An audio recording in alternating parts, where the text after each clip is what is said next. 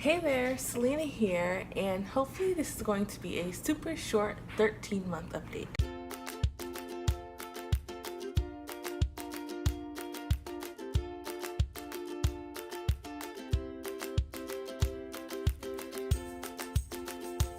So my son is actually taking a nap right now, and I decided to just go on ahead and film this video without him while the lighting is like kind of okay, because if you don't know, I live in Washington, so it's cloudy right now. Oh, and that's kind of like what this little spot is. He drooled all over my shirt while I was putting him down for his nap. If you watched our day in the life of a 13-month-old video, if not, you can actually go watch it right here. If you watched that video, you know that my son had an appointment this past week at Seattle Children's. So I thought that I would use this video as a chance to tell you guys what happened at his appointment, along with everything else that he's been doing this past month. The surgeon said that all he needs is to be in the helmet another month, and then we can take him out of his helmet. After that, there will be no benefit to him wearing the helmet, so we might as well go on ahead and take it off. His head is still very narrow. While it may change a little bit and get a little bit wider, it's not going to get that much wider, which is fine. I think his head looks okay. I mean, it's really hard to tell anything anyways because of all of his hair, but he still looks good to me. I did express a concern to the doctor about him having like a bump in this part of his head where there's kind of like a dent and it goes down, and the doctor said that he is going to have some dents or bumps and things like that a normal kid that didn't have the surgery wouldn't have. So the things that I'm worried about with him having his helmet off is falling whenever he falls now, which he does a lot, especially since he loves climbing on everything. He does hit his head a lot, and right now it's okay because he has his helmet. But when he doesn't have his helmet, there's gonna be a lot of crying. So I think that's my only main concern without his helmet. Okay, so the next time that we will see the surgeons is 2 years from the surgery, so that will be January 2018. And we also see a pediatrician up there. The next time that we have to see the pediatrician would be a year after that, so January 2019. During that time, I highly doubt that we will still be here in Washington, so we are going to have to go see a different pediatrician at a different children's hospital, and they want to keep doing that, I believe, until he is 5, seeing the pediatrician. The last time that we will see the actual surgeons will be January 2018. The last day that he will wear his helmet is going to be December 16th, and I am so excited for that day. And after that, I'm going to have to figure out what to do with his hair because he's got a lot of it, and since we cut it, it's not long enough to braid, so we'll see how that's going to go. Okay, so now on to his developments for the past month. He is dancing a ton more. He's got some new moves, so he's clapping, he's pumping his arms. My brother got him doing that, and then he does this. Well, he kind of like, I don't know, does like this, but it's still so cute. And he started moving his leg too while he dances. I just love watching him dance. And if you, again, in the day in the life of a 13-month-old, there are clips of him dancing in that video if you want to see him dancing. So he is babbling a lot more.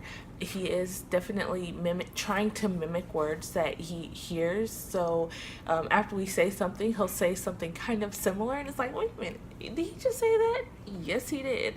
Or he tried to anyways. And while he doesn't talk to me as much as he talks to other people that he doesn't see as much, he's just, like I said, babbling more. So like when my mom comes home, he is talking nonstop. When he FaceTimes her, he's talking nonstop then too. When he FaceTimes my sister, he's just talking nonstop. It's just the cutest thing to listen to him babble and try to talk more. One thing that I have noticed is that when it comes to words, especially if he knows the sign for it, he knows the words, but he doesn't necessarily understand what they mean. I don't know, it's really hard to explain, but I guess like with the word more, if I say more, then he will automatically do the sign for more, but it doesn't necessarily mean that he wants more of whatever it is. He's just doing it because he heard the word, but not because he wants what it is, if that makes sense. So if I ask him if he wants more, he'll do more, but he might not necessarily want more. It's just he heard the word more. So that's one thing that we will be working on him is working with him on is trying to get him to understand the words a little bit better. He knows what belongs to who, so he knows like what shoes are mine and what shoes are his. He knows which toothbrush is his. He knows like who usually has what. So I usually get these cookies, and I got some for my mom. And when he saw my mom with the cookies, he took the cookies from my mom and he gave them to me because he knows that I am usually the one that has those cookies. So he's really starting to know like who usually has what. Copying, he is copying all of our behaviors. So like earlier today, my brother was spinning him around. Then after that, he just started like spinning himself around, and he's been spinning in circles all day today. He likes to throw things away in the trash, so he's throwing everything away now since I let him do that. And since he sees me doing it, yesterday I found his jacket in the trash, and he threw some other stuff in the trash that didn't need to go in the trash, but he's trying to throw everything away since he's always seeing us throw stuff away. So he's copying more and more of our behaviors. Climbing, he's climbing on top of everything. We have some beds in the living room right now, and he loves climbing on top of those and standing on top of those. We have a step ladder, and he is always climbing on top of that. He is just literally climbing on top of everything that he can. Sleeping, he is starting to sleep better. We still have issues, but again, all those issues that we have are pretty much my fault for not being consistent, but I am working on it. I have realized that the easiest way for me to start being consistent is by going to bed early, and then that allows me to keep him in his bed longer, because otherwise I just wake up and I either fall asleep in his bed with him or I put him in my bed. But if I go to sleep early around 10 o'clock, 10:30, then I am able to have him sleep in his own bed a lot better, because I can like stay up and rock him back to sleep. Nursing, he is still nursing quite a bit, though I am trying to minimize it a little bit just to get him to eat more food. Rear facing, this is something that I forgot to say in his 12-month update, but I know a lot of people, once their child turns 1, they turn them around so that they are front facing, but I am keeping my son rear facing for as long as I possibly can.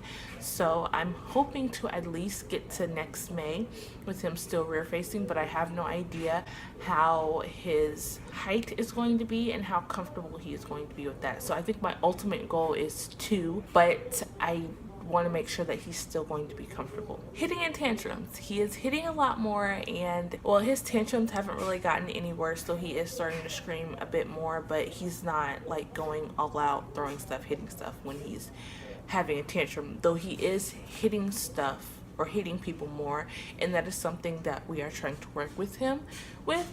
And if our methods for working with him actually do help and start to work, then I will share those with you guys. Otherwise, I'm going to have to find something else. So if you have any tips for that, then I would love to hear those tips. His weight, which I didn't mention at the beginning of this video, but his weight is 27 pounds and his height is about 30 inches, which doctors keep saying that he is a bit on the short side involving his weight. Iron, my son has been, or we found out that my son was iron deficient.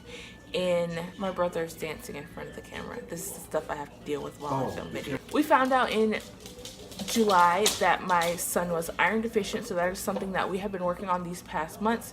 His iron has finally gone up 1 point, which is good. It's at a 10 right now, and that is still too low from what the doctor says, even though from what I looked up, healthy iron for a kid his age is 10.5 to about 12 or 13. Sure, you can come say hi. What's up?